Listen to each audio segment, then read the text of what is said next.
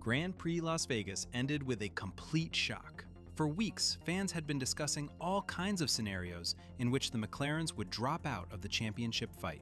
Most people remembered legendary battles from the past and imagined the teammates colliding with each other. But thanks to Piastri and his nauseating performances in the recent races, that scenario was basically off the table. In the end, fate played its cruel trick again, and the impossible happened.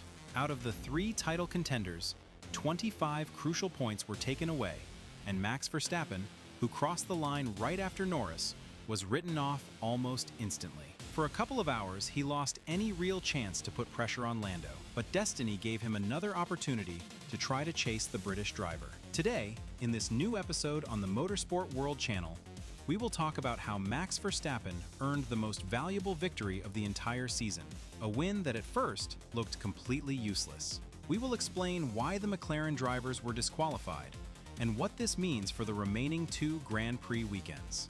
Verstappen remains the most dangerous driver in the entire Formula One grid, and the start of the race made this very clear. Starting from second place, he immediately outplayed Norris. Lando overreacted, pushed too hard in defense, and missed the corner, a stunning mistake for a championship contender. As a result, Lando lost another position to Russell. In the previous episode, when talking about Norris, I mentioned that in recent races he benefited a lot from Max starting far behind. Now, we saw the opposite. As soon as Verstappen appeared right behind Lando, the McLaren driver made an error. However, it was not a critical one. Norris always takes time to get into rhythm, but once he finds it, he is extremely fast.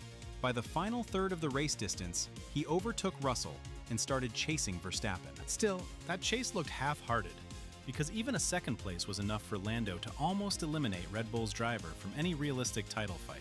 Everything seemed close to being decided, but even with the naked eye, you could see something had gone wrong in the closing laps. Norris slowed down dramatically, and some people thought it was fuel consumption. The truth was much simpler. McLaren engineers already understood that the wear on the wooden plank under the car was going above the legal limit.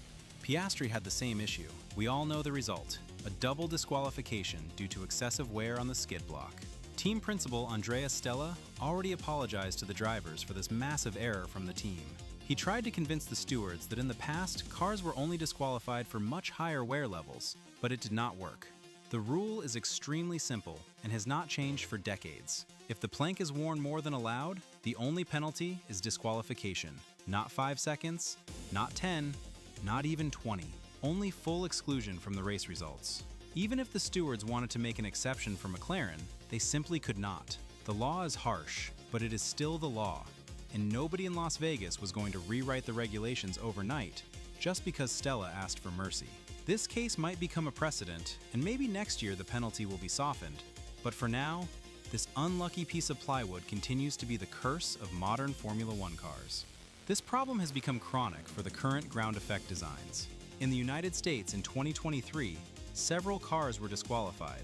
This year in China, the same thing happened to Ferrari and Alpine. And now in Las Vegas, the stewards punished McLaren. Everything comes down to porpoising. Since 2022, the cars hit the asphalt harder and harder because engineers try to run extremely low ride heights to maximize performance. This time, McLaren clearly made a mistake by lowering the cars too much.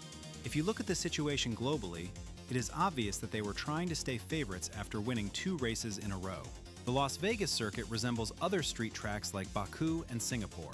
In Azerbaijan, the team from Woking failed completely, and in Marina Bay, they were only able to fight for the final step of the podium. To stay competitive for first and second places in the championship, they took a risk, and that risk backfired due to unpredictable porpoising.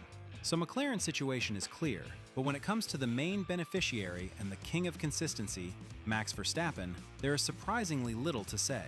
Red Bull's driver delivered a pretty ordinary victory by his standards, the kind of win he already had in Baku and Monza. A confident second place in qualifying, a calm start, and a stable pace all the way to the checkered flag. Verstappen once again performed perfectly in the role he seems to be born for. He won the race flawlessly, just like Norris did a few weeks ago. The gap from the Dutchman to the championship leader is no longer 42 points, but only 24. As for Piastri, the same teammate he was trailing by more than 100 points just a few months ago, Verstappen now has full priority over him, and both drivers sit at 366 points. Now let us think about the possible scenarios for the final races of the season. In Qatar, we are in for an extremely intense battle. In previous years, McLaren, Mercedes, and Red Bull all had very similar pace there. At the same time, many people compare this circuit to Bahrain. Earlier this season, Verstappen faced terrible issues there and could not even fight for the top three. Essentially, everything will depend on whether Red Bull can find enough speed on this type of track using everything they learned with the RB21 development throughout the year. Abu Dhabi is a circuit that should strongly favor McLaren. Last year, Norris delivered a dominant victory there, taking away Ferrari's chance at the Constructors' Championship. Even a weak performance from Piastri, who finished only 10th, did not help the Scuderia. For Red Bull, the final round will likely be the most difficult, especially considering that they are the ones chasing. Verstappen's gap to Norris is still enormous. Even if Max keeps winning and Lando finishes second each time, Verstappen will not be able to take the title. That is where Mercedes must come into play. Russell and Antonelli have been fighting confidently for the top three positions recently. They can absolutely take critical points away from Norris. Piastri might also get involved, although he might even be instructed not to interfere with McLaren's strategy. And of course, we should not forget our beloved Scuderia. Charles Leclerc is fully capable of finishing in third or fourth place. On the other hand, if I were McLaren or Mercedes, I would have formed a cartel long ago.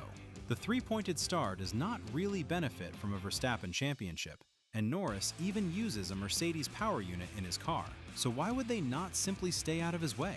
Something similar already happened in Formula One history. In 1997, McLaren and Williams had an unofficial agreement to help each other on track. The result was that Mika Häkkinen's first career win was partially artificial. In theory, Jacques Villeneuve could have fought, but he let both McLarens through after Schumacher took himself out of the race. Can history repeat itself? Deals between teams feel like something from a different era. I believe everyone will fight until the very end, trying to finish as high as possible. So Mercedes might actually help Max take points away from McLaren. And after all, they are interested in keeping good relationships with the Dutchman. Every day we get closer to the climax of this championship. The intrigue keeps dying and coming back to life again, which gives us, the fans, a unique set of unforgettable emotions. Personally, my sympathy is on Max's side, but I still think Norris has the higher chance of becoming champion.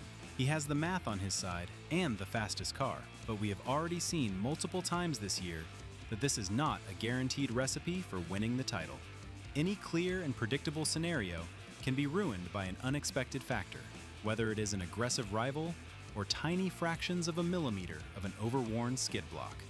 Tell me what you think about McLaren's double disqualification in the comments. Were you happy or upset about this news? Leave a like. Do not forget to subscribe to the channel